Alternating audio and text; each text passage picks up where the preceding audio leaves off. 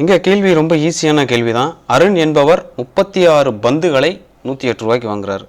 அப்போனா 36 பந்து வாங்கிய விலை எவ்வளவு? 108 ரூபா. அதில் 18 பந்தை விற்கிறார். இதில் பாதி தான் இது. 18 பந்தை விற்ற விலை எவ்வளவு? 81 ரூபா. அப்போ நல்லா கவனிச்சுக்குங்க. 18 பந்தை 81 ரூபாய்க்கு விற்றாருன்னா 36 பந்தை எவ்வளோக்கு விற்பார்? இதோட 2 பெருக்கிடலாமா? 18 2 தானே 36. அப்போ இங்கே 2ஆல் பெருக்குன்னா இங்கேயும் 2ஆல் பெருக்கிடணும். அப்போ 81 2 எவ்வளவு? 162. அப்போ 36 பந்துகளை விற்ற விலை, பந்து விற்ற விலை 162 ரூபாயா? 18 பந்தை 81 ரூபாய்க்கு விற்றுருக்கிறாருன்னா 36 பந்தை 162 ரூபாய்க்கு விற்றுருப்பார். இப்போ லாபம் நமக்கு எவ்வளோன்னு பார்க்கணும். அப்படின்னா தான் நம்ம லாப சதவீதம் பார்க்க முடியும் இல்லை? அப்போ லாபம் நமக்கு எவ்வளவு?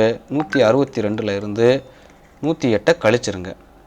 அப்போ 162 108 கழிச்சிட்டா நமக்கு மிச்சம் 54. இப்போ லாபம் நமக்கு எவ்வளோ வருது?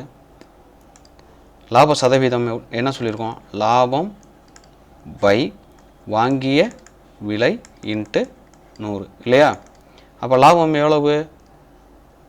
54 ரூபா பை வாங்கிய விலை எவ்வளவு?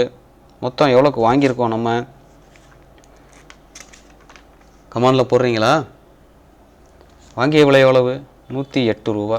ஏன்னா இதுதான் நமக்கு மொத்தம் வாங்கிய விலை இன்ட்டு 100.